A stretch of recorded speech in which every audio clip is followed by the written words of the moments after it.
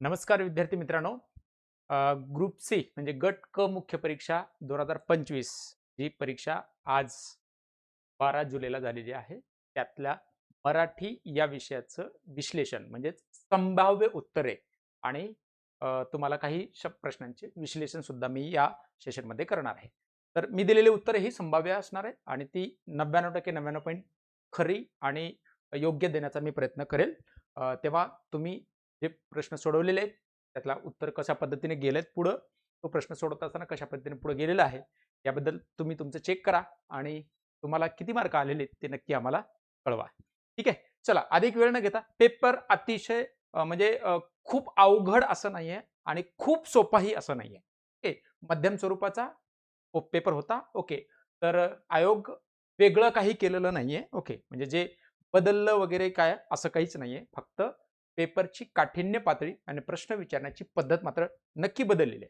तेव्हा बघूयात आपण पुढे काय काय होतंय काय नाही. एक एक प्रश्नाचं विश्लेषण आपण आता करूयात. त्याची संभाव्य उत्तरे देण्याचा प्रयत्न करूयात. ओके. चला खाली वाक्यातील अधोरेखित शब्दाचा प्रकार कोणता? अधोरेखित शब्दाचा प्रकार आहे इथे. आणि आता मूळ मुद्दा असा आहे की हा प्रश्न नेमकं कोणत्या मुद्द्यातून आला तर हा मुद्दा आलेला आहे तुम्हाला वाक्य पृथक्करण. ओके. मग कोणाला अधोरेखित केलेलं दप्तर शिवले. शिवणारी कोण आहे? आई. उद्देश. ओके. आणि वृंदाचे फाटलेले शिवण्याची क्रिया कोणावर आहे? दप्तरावर आहे. आणि शिवण्याची क्रिया दप्तरावर असल्यामुळं याचं उत्तर आहे पर्याय क्रमांक 2 कर्म. आणि हे कर्म आहे. आणि वृंदाचे फाटलेले हे कर्म विस्तार असं येणार आहे. त्यामुळं उत्तर पर्याय क्रमांक 2. प्रश्न क्रमांक 1 चं उत्तर आहे 2. त्याच्यानंतर पुढचा प्रश्न आहे योग्य जोड्या जुळवा. उद्देश हा सुद्धा प्रश्न तुम्हाला वाक्यपृथक्करण याच टॉपिक मधून आलेला आहे. उद्देश म्हणजे काय? वाक्यातला कर्ता. मग आता इथे प्रत्यक्ष वाक्यातला कर्ता म्हणजे अ चं 3 आलेलं आहे. अ चं 3 आपल्याला एकाच ठिकाणी आहे. म्हणजे जोड्या लावा प्रश्नामध्ये तुम्हाला या गोष्टी करता आल्या पाहिजेत जेणेकरून पटकन तुम्हाला उत्तरापर्यंत शोधता येईल. तरी पण आपण पुढे जाऊयात, बघूयात काय होतंय. मूळ उद्देश. उद्देश म्हणजे प्रत्यक्ष कर्ता म्हणजे वाक्यातला मूळ उद्देश. विधेय म्हणजे क्रियापद किंवा क्रियापदाशी संबंधित. ओके. म्हणजे ब चं 4 असणार आहे. त्याच्यानंतर उद्देश विस्तारक. ओके. आता ब चं 4 म्हटल्यानंतर उद्देश विस्तारक कशाला म्हणायचं? तर शब्दाचे विशेषण. ओके. शब्दाचे विशेषण म्हणजे कर्त्याची विशेषणे. ओके. अथवा विशेषणाशी संबंधित म्हणजेच याच्यामध्ये समानाधिकरण शब्द सुद्धा येतो. म्हणजे सी चं तुमचं 2 असणार आहे आणि डी चं तुमचं विधेय विस्तारक हे क्रियाविशेषण किंवा क्रियाविशेषणाशी संबंधित किंवा आणखीन करण आहे, अपादान आहे, अधिकरण आहे. हे सगळे विधेय विस्तार या तक्त्यामध्ये जातात. म्हणजे उत्तर पर्याय क्रमांक तुमचं किती असणार आहे? 4. ठीक आहे. चला पुढचा प्रश्न. केवढी उंच इमारत ही? ओके. नोट्समध्ये आपल्या नोट्समध्ये ही व्यवस्थितरित्या जशास तसं वाक्य छापून आहे. ही इमारत खूपच उंच आहे. म्हणजे अ बरोबर आहे. पर्याय क्रमांक 1 याचं उत्तर, कारण बाकीचे उत्तर लागत नाही. उंचच उंच आहे वगैरे असं काहीतरी तुम्हाला देण्याचा प्रयत्न आहे. शेजारील इमारतीपेक्षा ही इमारत खूप उंच आहे असं येणार नाही. ओके. ह्या उद्गारार्थी वाक्याचे आपल्याला विधानार्थी वाक्यात वाक्य परिवर्तन करायचे म्हणजे वाक्य रूपांतर करायचे, बाकी काहीच नाही. वाक्याच्या अर्थाला बाधा न आणता. ओके. त्यामुळे पर्याय क्रमांक 1 याचं उत्तर आहे. त्याच्यानंतर पुढे चौथा प्रश्न बघ. खालीलपैकी संख्यावाचक क्रियाविशेषणाचा प्रकार कोणता आहे? संख्यावाचक. ओके. संख्यावाचक क्रियाविशेषणाचे एकूण 4 प्रकार आणि त्याच्यामधला हा अपकर्षवाचक म्हणजे अल्पत्वदर्शक आहे. ओके. पूर्ततादर्शक आहे, आधिक्यदर्शक आहे. असे तुम्हाला संख्याविशेषण क्रियाविशेषणाचे प्रकार, त्याची नावं. ओके. आपण मेंटरशिपला जे विद्यार्थी आता होते त्यांना हे सगळं सांगितलेलं होतं. अजून काय काय सांगितलं पुढच्या प्रश्नामध्ये येणारच आहे. त्यामुळे काळजी करण्याचं कारण नाही. कालवाचक हे कालवाचकाचा प्रकार आहे, मुख्य प्रकार आहे. गतिवाचक गतिदर्शक हा स्थलवाचकाचा प्रकार आहे. ओके. आणि क्षणवाचक हा कालवाचकाचा प्रकार. त्यामुळे हे येणार नाही. उत्तर पर्याय क्रमांक 1 येणार आहे. दिलेल्या वाक्याचा प्रकार ओळखायचे. मला गाणे आवडते. आता खूप सारे लोक पर्याय क्रमांक 2 सुद्धा लिहू शकतात. 2 लिहिलेले असतील. ओके. पण याचं उत्तर आहे पर्याय क्रमांक 4. त्याचं कारण आहे विद्यार्थ्यांनो. ओके. विद्यार्थी तर नाहीच आहे, आज्ञार्थी तर नाहीच आहे. आज्ञार्थीमध्ये तुम्हाला जे 5 प्रकारचे क्रियापद दिसतात ते नाहीयेत. ओके.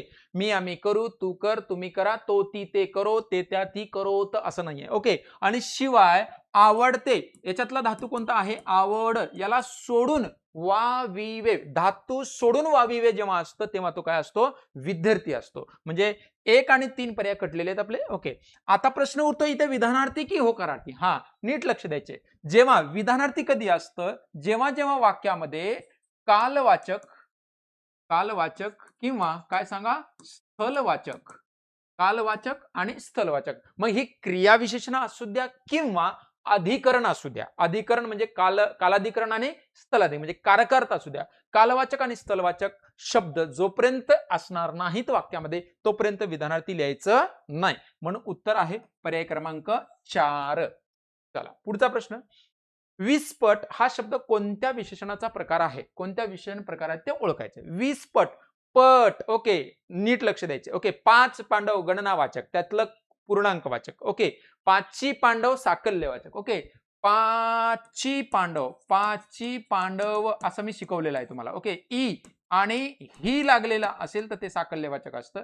5वा पांडव, ओके, 5वा पांडव असं असेल तर ते क्रमवाचक होईल. गणनावाचक मध्ये 5 पांडव मध्ये त्यातलं पूर्णांकवाचक आहे. ओके, 5 पांडव असं असेल तर ते गणनावाचक. पण पट ज्यावेळेस असतं 5 पट पांडव, 5 पट पांडव, 5 पट पांडव म्हणजे एका संख्येची किती वेळेस आवृत्ती झाली यावरून याचा प्रकार ठरत असतो. 20 पट हा शब्द विशेषणाच्या आवृत्तीवाचक, संख्या विशेषणाचा आवृत्तीवाचक प्रकार यामध्ये येतं. पर्याय क्रमांक 1 उत्तर येईल. हा, आता बघा समास मी बऱ्याच वेळेस रिव्हिजन बॅच मध्ये वन डे बॅच ज्यांनी केलेले, मोफत बॅच दिलेली होती मी, ती वन डे बॅच ज्यांनी केलेले त्यांना सुद्धा याचा खूप मोठा फायदा झालेला आहे.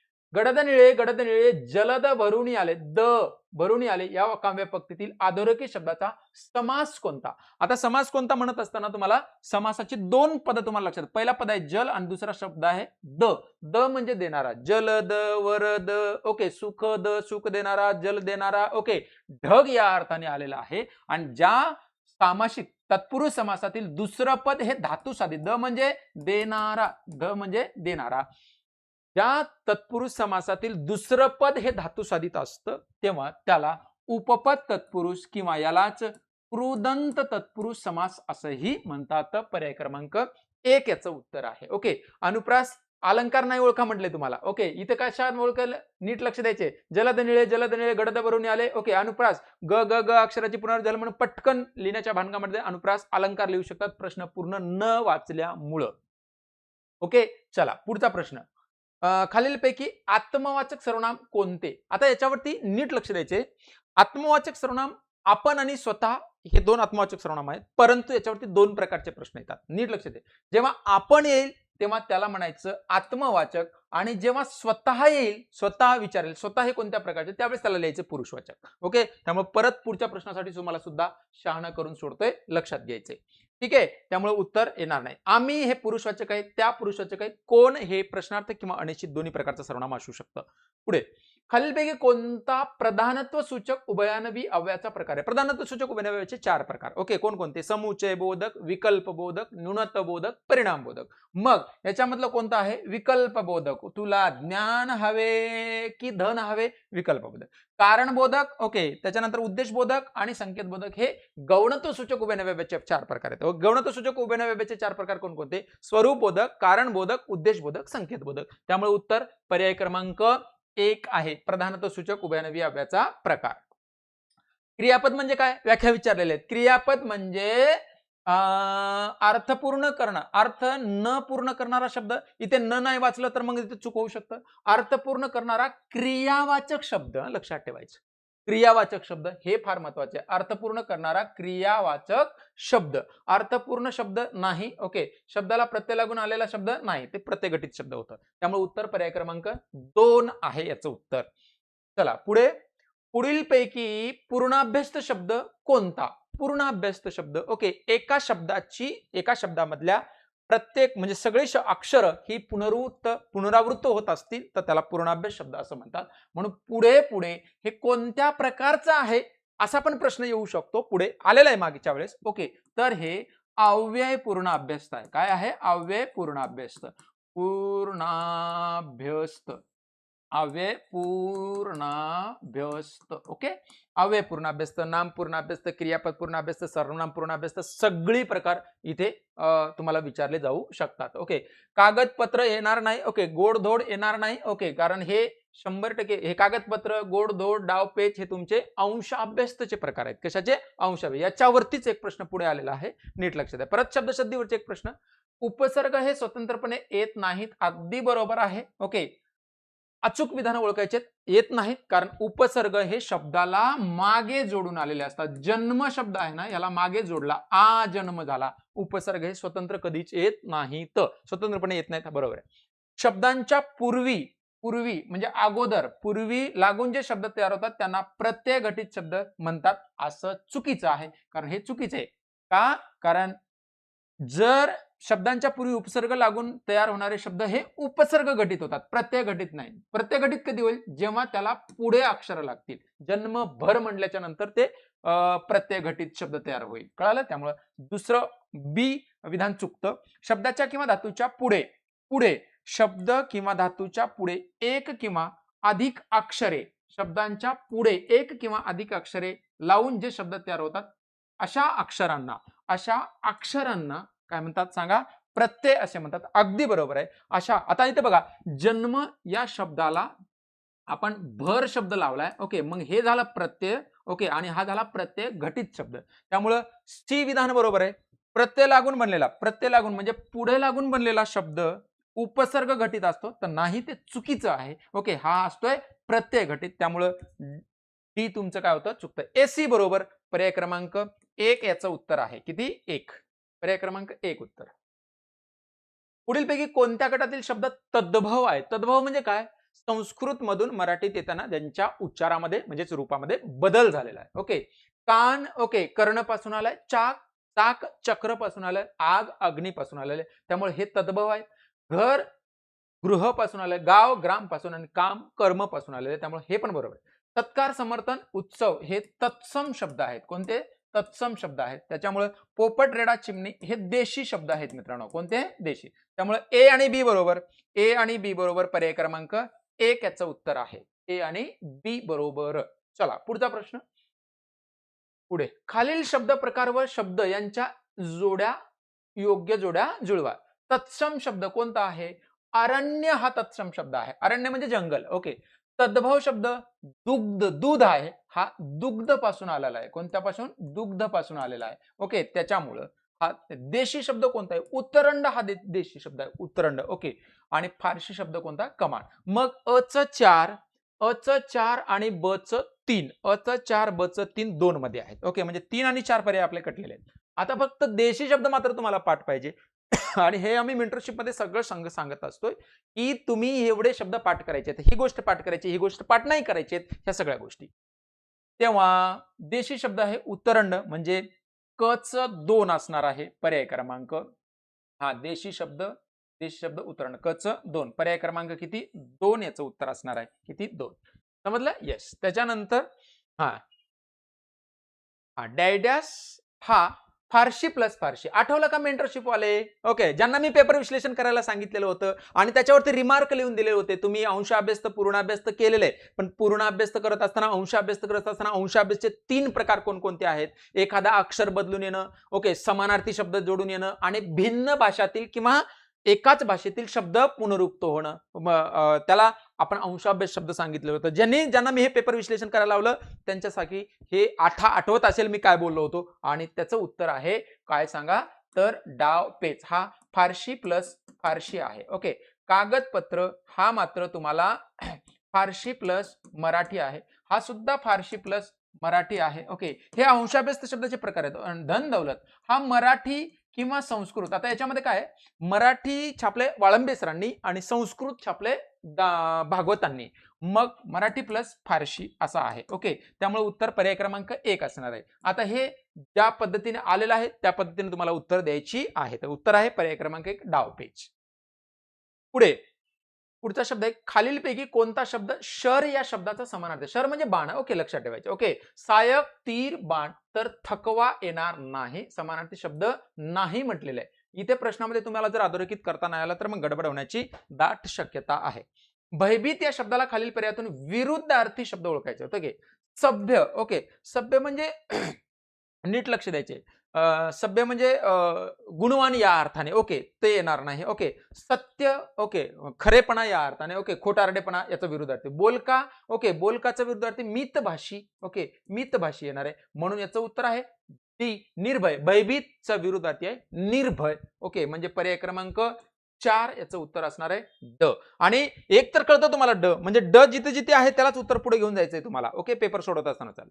हा आता बघा बलवत्तर या शब्दाला खालील पर्यायामधून समानार्थी शब्द ओळखायचे. बलवत्तर. ओके. म्हणजे बलिष्ठ शक्तिमान. ओके. आणि याचं उत्तर आहे पर्याय क्रमांक 3 समर्थ. म्हणजे काय सांगा बलिष्ठ किंवा शक्तिमान असा अर्थ होतो त्याचा. ओके. हा आता भारी शब्द जर कोणाला वाटत असेल तर भारी म्हणजे मोठा या अर्थाने. ओके. जड या अर्थाने वजनाने जड अशा अर्थाने हे शब्द वापरला जातो. ओके. चांगला तर येणार नाही खरा पण येणार नाही. ओके. तर पुढे गण्या म्हणजे शुद्ध नंदी बैल या वाक्यातील शब्दशक्ती ओळखा. आता शुद्ध नंदी बैल म्हटलेलं आहे कोणाला गण्याला. आता शुद्ध नंदी बैल म्हणजे या गण्याला 4 पाय शिंग बैलासारखा असा आहे का नाही. म्हणजे शब्दाशः अर्थ आपण घेतला नाही म्हणजे मूर्ख आहे असा अर्थ नाही. ओके. होला हो म्हणणारा असा अर्थ नाही. ओके. म्हणजे जेव्हा एखाद्या शब्दात किंवा वाक्याला जशाचा तसा म्हणजे वाच्यार्थाला वाचल्या वाचल्या जो अर्थ करतो शब्दकोशागत जो अर्थ करतो त्याला बाधा आणून दुसरा अर्थ जेव्हा प्रस्थापित होतो तेव्हा त्याला लक्षणाशक्ती असं म्हणतात. आणि याचं उत्तर आहे लक्षणाशक्ती पर्याय क्रमांक बी. ओके. अभिधा शक्ती वाचल्या वाचल्या अर्थ करतं शब्दशः शब्दशः. व्यंजना शक्तीमध्ये वाचल्या वाचल्या शब्दशः अर्थ पण कळतो आणि आणखीन दुसरा अर्थ प्रेरित होत असतो. पण तो दुसरा अर्थ प्रेरित होणारा जो अर्थ असतो तो तुम्हाला वेगवेगळ्या लोकांना वेगवेगळ्या प्रकारचा अर्थ प्रेरित होत असतो. त्याला व्यंजना शक्ती. वाच्यार्थ हा अभिधा शक्तीचा अर्थ आहे. अर्थाचं नाव आहे. ओके. त्याच्यामुळे फक्त बी बरोबर येईल पर्याय क्रमांक 2. खाली दिलेल्या वाक्यात योग्य वाक्प्रचाराचा वापर करा. पोट बिघडले असल्यामुळे स्वातीने ओके योग्य वाक्प्रचाराचा वापर करा म्हटले. आता पोट बिघडल्यामुळे ओके स्वातीने डॅडॅस पसंत केले. आता पोट बिघडल्यामुळे थंड फराळ करणे याचा अर्थ होतो उपाशी राहणे. उपाशी राहणे. आता ध्यान द्यायचे उपवास करणे उपाशी राहणे. परंतु प्रश्नामध्ये प्रश्न काय विचारलाय वाक्प्रचाराचा वापर कराल हा त्याचा अर्थ आहे. हा त्या वाक्प्रचाराचा अर्थ आहे. कोणाच्या थंड फराळ करणे उपाशी राहण्याचा अर्थ आहे. उपाशी राहणे हे त्याचा अर्थ आहे. आपल्याला प्रश्नामध्ये वाक्प्रचार विचारलाय त्यामुळे उत्तर पर्याय क्रमांक 2च यायला पाहिजे. येणारच. श्रीराम या शब्दाची खालीलपैकी कोणती वर्णरचना बरोबर आहे. श्रीराम श अधिक ओके श्री हा शब्द जो आहे हा अक्षर जो आहे तो श पासून बनले. श अधिक र अधिक ई अधिक र अधिक आ अधिक म अधिक अ श्रीराम पर्याय क्रमांक 3 उत्तर बरोबर आहे. ओके. याच्यात ए असण्याचा प्रश्नच नाहीये. ओके. इथे श र आणि याच्यात स्वर ए असण्याचा प्रश्नच नाही. अ असण्याचा प्रश्न नाही. इथे ए असण्याचा प्रश्न नाही आणि इथे रस्व ई आहे. ओके. आणि इथे अ पण आहे त्यामुळे 2 1 2 आणि 4 हे सगळे चुकतात. पुढील पैकी पररूप संधीचे उदाहरण घर अधिक उन. पररूप संधीमध्ये काय ओके घर मधला अ उन मधला ओ पूर्वस्वर लोप पाहून परस्वर कायम राहत असेल तर 100% ती पररूप संधी असते. आणि पूर्वस्वर कायम राहून परस्वर लोप झाला तर त्याला पूर्वरूप संधी असं म्हणतात. महर्षी हा जो शब्द आहे तो गुणादेश या नियमाचा उदाहरण आहे. ओके. महा अधिक ऋषी. सत अधिक आचार हा तृतीय व्यंजन संधीचं उदाहरण आहे. ओके.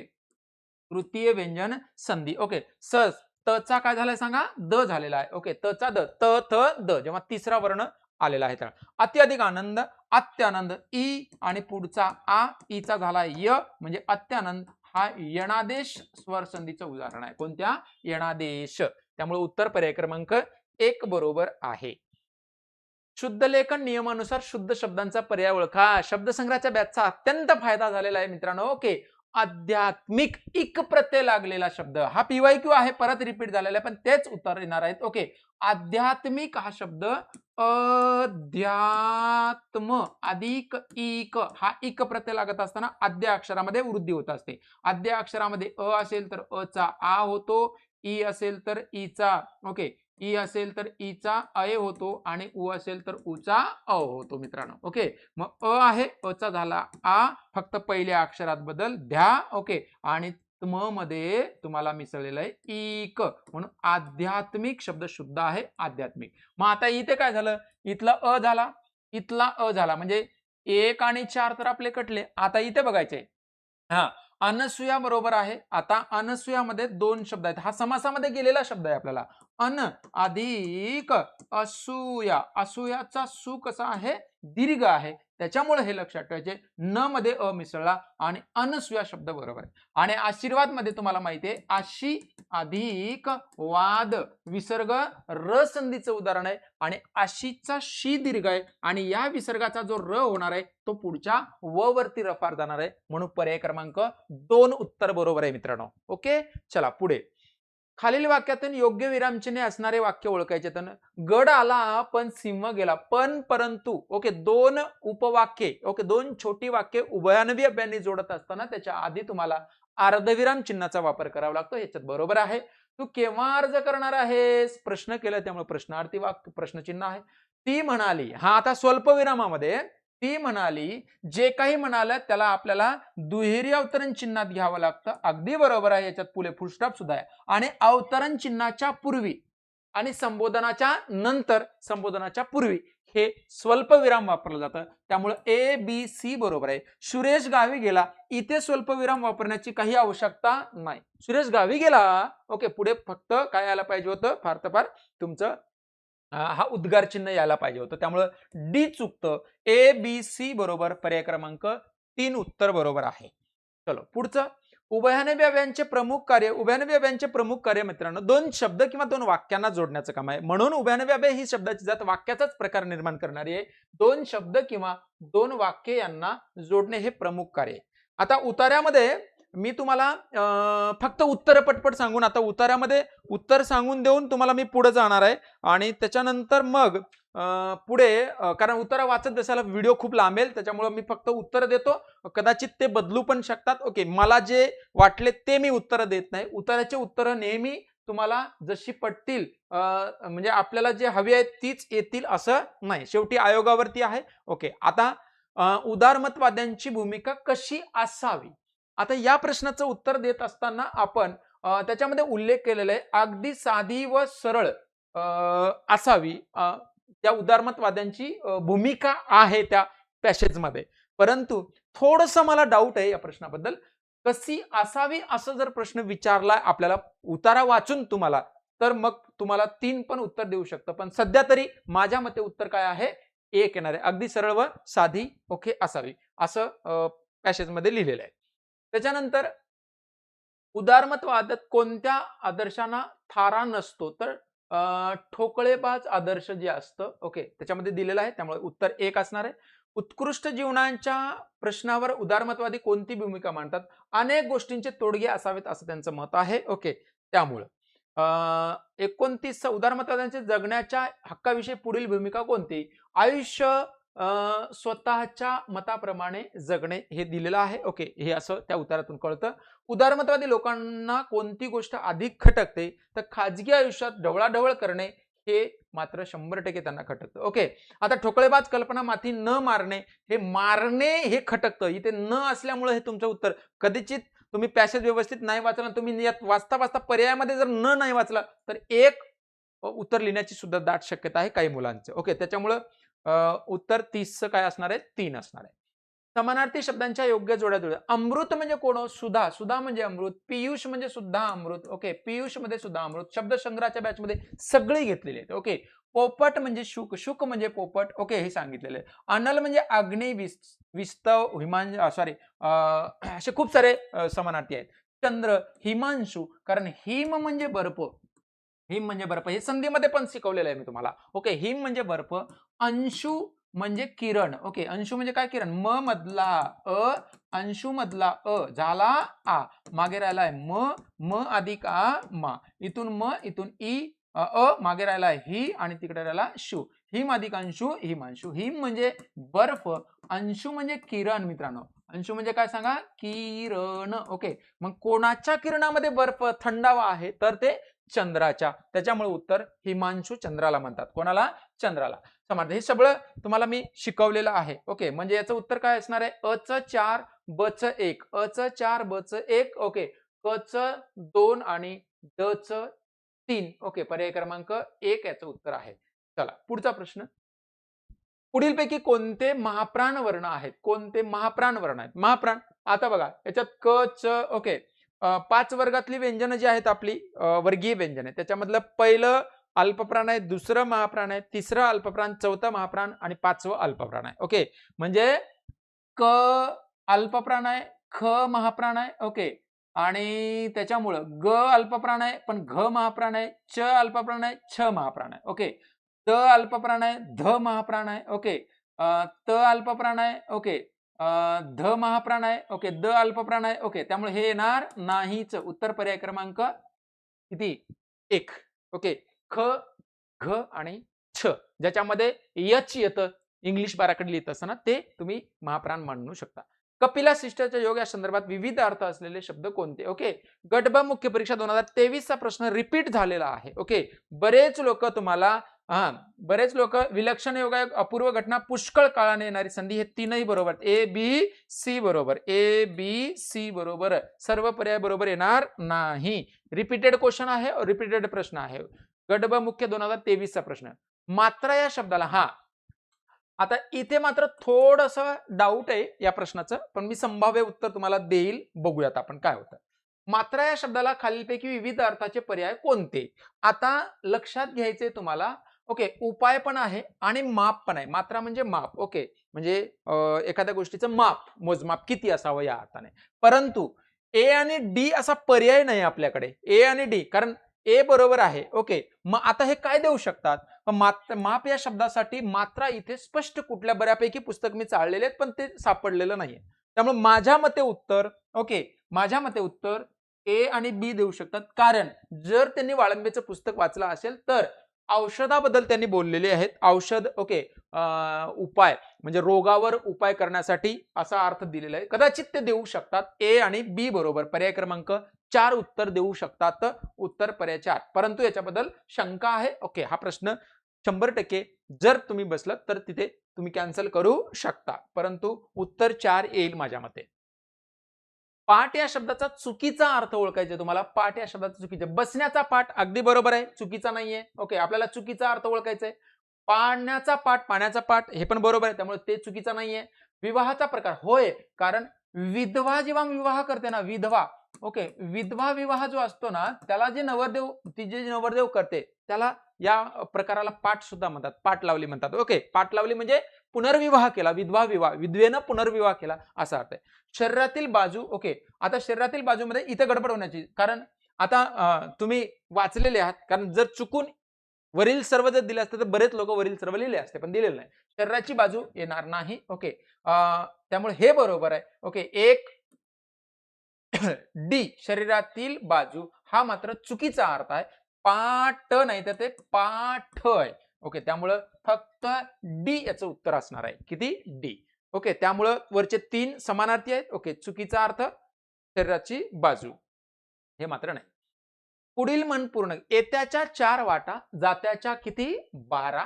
ही मन पाठ पाहिजे. PYQ आहे, परत परत रिपीट आलेला आहे, त्यामुळे काळजी नसेल. मणी व मनींचे अर्थ यांच्या योग्य जोड्या जुळतात. 18 दारिद्र्य. 18 दारिद्र्य म्हणजे काय? अत्यंत अतिशय गरिबी मित्रांनो, म्हणजे अ च 3 आलं. आता जोड्या जुळवामध्ये अ च 3 म्हटल्यानंतर 1 नंबरचा पर्याय कटलेला आहे आपला आणि 4 नंबरचा पर्याय कटलेला आहे. पर्याय काढून टाकायचं जोड्यांमध्ये पटपट पटपट. ओके, आता बघा, इन मीन 3.5. ओके, फारच अत्यल्प प्रमाण असणे. ओके, इन मीन 3.5 किती लोक आले? इन मीन 3.5 लोक आले म्हणतात ना. ओके, इन मीन 3.5 फारच अत्यल्प प्रमाण असणे. ओके, उचलली जीभ लावली टाळाला, वाटेल ते बोलणे. ओके, मानेल तसे बोलणे. ओके, सोपा आहे. घे सुरी अन घाल ओरी, फाजील उत्सुकता दाखवणे. ओके, असा अर्थ. ओके, म्हणजे काय येईल? अ च 3 आहे, ब च 1, अ च 3, ब च 1, क च 4. ओके, म्हणजे पर्याय क्रमांक 2 याचं उत्तर असणार आहे. समजलं? येस. पुढे, कार्यालयात जाण्याच्या गडबडीत असलेल्या वडिलांनी आईची सही घे हे सांगताच अमोल कमी गुण मिळालेले प्रगती पुस्तक घेऊन पटकन सटकला, यालाच म्हणतात या अर्थाची म्हण अचूक ओळखा. बाप से बेटा सवाई, बाप से बेटा सवाई हे येणार नाही, कारण याचा अर्थ होतो की बापाने जे काही अस्तित्व निर्माण केले त्याच्यात वाढ करणं, त्याला बाप से बेटा सवाई असं म्हणतात. तुंटी वाचून खोकला गेला म्हणजे कुठलाही उपाय न करता एखादं पिढा टळून जाणे असा अर्थ होतो त्याचा. हे येणार नाही. पडत्या फळाची आज्ञा घेणे, हा पडत्या फळाची आज्ञा घेणे म्हणजे एखादा व्यक्ती ओके घाई गडबडीमध्ये हा करून टाक असं जेव्हा म्हणतो ना त्याला म्हणतात काय सांगा, पडत्या फळाची आज्ञा घेणे आणि आपलं काम साधून घेणे असा अर्थ. म्हणजे सी बरोबर उत्तर आहे याचं. ओके उतळ पाण्याला खळखळाट फार. ओके अल्पज्ञानी माणसं फार बडबड करतात असा अर्थ होतो. फक्त काय येणार सांगा, सी बरोबर. पर्याय क्रमांक 3 उत्तर याचं असणार. उडत्या पाखराची पिसे मोजणे या म्हणीचा योग्य अर्थ पर्याय निवडा. ओके पाखराकडे बाहेर काढणे पाणी नाही. ओके शब्दशः अर्थ आहे तो पाखराच्या पंखाचे निरीक्षण करणे चुकीचा अर्थ आहे, कारण ते जशाच तसा अर्थ आपण घेत नाही. सर्वांना बरोबर घेऊन विकास साध्य करणे हे पण येणार नाही. अगदी सहजपणे दूरवरच्या गोष्टीचं परीक्षण करणे म्हणजे एखादी गोष्ट खूप लांब आहे त्याचं परीक्षण करणं म्हणजे मग पिडत्या काय उडत्या पाखराची पिसं मोजणे असा अर्थ होतो. पर्याय क्रमांक 4. म्हणी वाक्प्रचार तुम्हाला या याच्यामध्ये तुम्हाला पीवायक्यू दिसतील बऱ्यापैकी. खाली दिलेल्या वाक्यातून योग्य म्हणीचा वापर केलेले वाक्य ओळखायचे. ओके आमयने सर्व पुस्तके कमीत कमी किमतीत देण्याचे आश्वासन दिले आहे, पण लबाडाचे आमंत्रण जेवल्यावर खरं. एखाद्यानं आश्वासन दिलं आणि ते पूर्ण होईपर्यंत आपल्याला जर त्याची शाश्वती नसेल तर आपण त्याला म्हणतोय लबाडाचे आमंत्रण जेवल्याशिवाय खरं नाही. पर्याय क्रमांक 1. बाकीचे जुळत नाहीत. जिथे तुम्हाला कन्सेप्ट आहे तिथे मी आवर्जून सांगितलं. डोळा चुकवणे म्हणजे नजरेस नजर म्हणजे भेट घेण्यास नकारणे असा अर्थ होतो. त्यामुळे एखाद्या व्यक्तीवर किंवा घटनेवर लक्ष ठेवून असणे ओके हे येणार नाही. ओके भेट घेण्यास नाकारण्याचं. डोळा मारणे, खुणा करणे ओके खुणा करणे असा अर्थ होतो. ओके डोळे उघडणे, सत्य समजणे ओके सत्य समजणे असा अर्थ होतो. ओके डोळा असणे एखाद्या गोष्टीवर, डोळा असू दे बरं मी जाऊन येतो थोडंसं त्याच्यावर डोळा असू दे म्हणजे एखाद्या गोष्टीवर बारकाईने नजर ठेवणे. ओके म्हणजे काय येईल सांगा, फक्त डी बरोबर. पर्याय क्रमांक 3 उत्तर बरोबर आहे. येस. खाली दिलेला वाक्प्रचार व त्यांच्या अर्थाच्या योग्य जोड्या जुळवा. ओली सुकी करणे, ओली सुकी करणे, ओलं की सुक, ओलं की सुक, ओली सुकी करणे खरं खोटं करणे. उसने आता बघा उसने पारडे फेडणे. ओके आता उसने पारडे फेडणे, इंगळ्या डसणे आणि अमृत शिंपडणे. अमृत शिंपडणे तर माहिती आहे ना गोड गोड बोलणं. ओके मग आता लक्ष द्यायचे ड च 1 कुठे आहे. ओके म्हणजे अ च 4 आणि ड च 1 दोन्ही ठिकाणी म्हणजे हे तर गेलेलंच आहे आपलं. ओके आता ध्यान द्यायचे उसने पारडे फेडणे म्हणजेच काय सांगा, सूड लावणे की इंगळ्या डसणे. इंगळ्या डसणे ओके मनाला खूप काय सांगा. ओके इंगळ्या डसणे मनाला खूप जमणे आणि उसने पारडे फेडणे, पारणे फेडणे, सूड उगवणे असा अर्थ होतो त्याचा. ओके एकच मिनिट याच्याबद्दल मी सांगतोच तुम्हाला.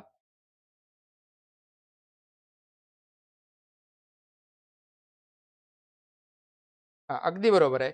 सूड उगवणे ओके बरोबर आहे. उसने पारडे फेडणे म्हणजेच सूड उगवणे. उत्तर पर्याय क्रमांक काय येईल सांगा. अ च ओके अ च 4 आणि ब च 3. अ च 4 ब च 3 पर्याय क्रमांक किती 1 याचं उत्तर असणार आहे. ओके अ च 4 ब च 3 क च 2 क च 2 आणि ड च 1. Yes very good. चलो पुढे पुढचा प्रश्न. अचूक जोड्या हात ओला करणे. ओके हात ओला करून घेणे म्हणजे फायदा करून घेणे, पैसा मिळवणे, भोजन मिळणे या अर्थाने. हातचा मळ एखादी गोष्ट सहजतेने मिळणे. ओके सहज घडणारी गोष्ट आहे हातचा मळ. हातातोंडाशी गाठ पडणे, जेमतेम खाण्यास येणे. ओके हातावर तुरी देणे, देखत डोळ्या देखत फसून देणे, फसून जाणे. ओके तुरी दिली म्हणतात ना या अर्थाने. अ च 4 ब च 1 अ च 4 ब च 1 अ च 4 ब च 1 पर्याय क्रमांक 2 मध्ये उत्तर आहे आपलं. ओके क च 2 क च 2 आणि ड च 3 पर्याय क्रमांक 2. सोपा आहे, सोपी प्रश्न आहे. शिती न बाळगणे, शिती न बाळगणे म्हणजे परवा न बाळगणे, महत्व न देणे नाही येणार, भीती दुरवणे नाही येणार, खात्री नाही. परवा न देणे 100% उत्तर बरोबर येणार आहे. चला पुढे खालीलपैकी कोणता शब्द समूह पुल्लिंगी आहे. ओके तर याचा आहे तो रुमाल. ओके तो रुमाल आपण लिंग विचार शिकत असताना तो रुमाल, ती पगडी तर ते पागोटे. ओके तो ग्रंथ, ती पोथी तर ते पुस्तक आणि तो देह, ती काया तर ते शरीर असे इथून प्रश्न आलेला आहे. पर्याय क्रमांक 1 उत्तर आहे. जुन्या काळच्या आजीचे चित्र माझ्या डोळ्यापुढे उभे राहिले हे वाक्य डॅश प्रकारचे आहे. कोणते वाक्य आहे? ज्या वाक्यात एकच कर्ता एकच क्रियापद असतं 100% ते कोणतं वाक्य असतं? केवल वाक्य असतं मित्रांनो. कोणतं? केवल वाक्य. पुढे 47 खालील वाक्याचे केवल वाक्य तयार करा. ओके, जशाच तसं प्रश्न नोट्समध्ये आहे, तुम्हाला काळजी करण्यात. ओके, तो झाडावर चढला, त्याचा पाय घसरला, तो पडला. असे 3 केवल वाक्य दिलेले आहेत. ओके, आणि 3 केवल वाक्य संकलन हा टॉपिक यामधनं हा प्रश्न आलेला आहे. ओके, हे करत असताना केवल वाक्याचं केवल वाक्य करत असताना एक क्रियापद कायम ठेवून बाकीच्या क्रियापदांची धातू साधित बनवावी लागतात. मग ही धातू साधित कोणकोणती आहेत? ने, त, ता, ताना, उ, उन, ला, वे ही धातू साधित तुम्हाला बनवायची असतात. म्हणून झाडावर चढत असताना पाय घसरून तो पडला. पर्याय क्रमांक 1 याचं उत्तर असणार आहे. ओके, झाडावर चढताना पाय घसरून पडला. ओके, तो आलाच नाही, त्यामुळे तो झाडावर चढत असताना पाय घसरून पडला असता, हे चुकीचं आहे. ओके, हे पण चुकीचं आहे. पुढे खाली दिलेल्या वाक्याचे होकारार्थी वाक्यात रूपांतर करा. जसे अपमान केल्यास कुणाला राग येत नाही? अपमान केल्यास कुणाला राग येत नाही? अपमान केल्यास प्रत्येकाला राग येतोच. Okay, yes. पुढे समासाच्या कोणत्या प्रकारात पहिले पद महत्वाचे असते? पहिले पद महत्वाचे अव्ययभाव समास. ओके, तत्पुरुष समासामध्ये अर्थदृष्ट्या दुसरं पद महत्वाचं असतं. द्वंद्व समासामध्ये अर्थदृष्ट्या दोन्ही पदे महत्वाची असतात आणि बहुव्रीही समासामध्ये अर्थदृष्ट्या दोन्ही पदे महत्वाची नसून त्या दोन्हीवरून सूचित होणारं तिसरं पद महत्वाचं असतं. हे पद महत्वाचं कसं काढायचं हे मी मागे शिकवलेलं आहे. वाक्याच्या अनुरोधाने योग्य जोडायला विधानार्थी वाक्य. आता बघा, याच्यामध्ये एक जरी तुम्हाला कळालं ना तरी तुम्ही उत्तरापर्यंत पोहोचू शकता. संकेतार्थी माहिती आहे तुम्हाला, जर तर जरी तरी कुठे, म्हणजे डीचं 3 आहे. डीचं 3 आपल्याला म्हणजे 1 आणि 3 कटलेलं आहे, आपलं 1 आणि 2 कटलेलं आहे. ओके, डीचं 3 आहे. आता आज्ञार्थी वाक्य कशा पद्धतीने किंवा विधानार्थी वाक्य. विधानार्थी वाक्यामध्ये केवळ साधं विधान केलेलं असतं. ओके, आणि वाक्यात केवळ विधान असते. आज्ञा, विनंती, उपदेश. आता अ 4, मग अ 4 कुठे आहे? पर्याय क्रमांक 4 मध्ये. जरी तुम्हाला या गोष्टीवरून तुम्हाला कळत नसेल तरी आता लक्ष, आज्ञार्थी क्रियापदाच्या रूपावरून. ओके, आता आज्ञार्थी क्रियापदाच्या रूपावरून विनंती, उपदेश, सल्ला वगैरे गोष्टीचा बोध होतो आणि विद्यार्थीमध्ये शक्यता, कर्तव्य, शक्यता यांचा बोध होत असतो. ओके, मुलांनी आईवडिलांची आज्ञा पाळावी. काय आहे? कर्तव्य पाळावी. इथं तर हे तर उदाहरण आठवतं, त्यामुळे चौकस अभ्यास असणं गरजेचं आहे मित्रांनो. अशा प्रकारे उत्तर पर्याय क्रमांक 4 आलेलं आहे, 4 येणार आहे. ओके, अशा प्रकारे गट क मुख्य परीक्षा ओके जी आता आज 12 जुलैला झाली, त्याचं मी अगदी प्रामाणिकपणे सगळी उत्तरं बरोबर देण्याचा प्रयत्न केलेला आहे. ओके, 1-2 उत्तर बदलतील. ओके, जर बदलून आले तर त्याच्यावरती आपण ऑब्जेक्शन घेऊ शकतो आणि ते बरोबर आणण्यासाठी आपण नक्की प्रयत्न करू शकतो. जर ते खरं असेल तर, जे चुकीचं आहे ते चुकीचंच असणार आहे, त्यात काही वाद नाही. ओके, सो व्हिडिओ आवडला असेल, विश्लेषण आवडला असेल तर नक्की व्हिडिओ शेअर करा, लाईक करा. धन्यवाद. थँक्यू.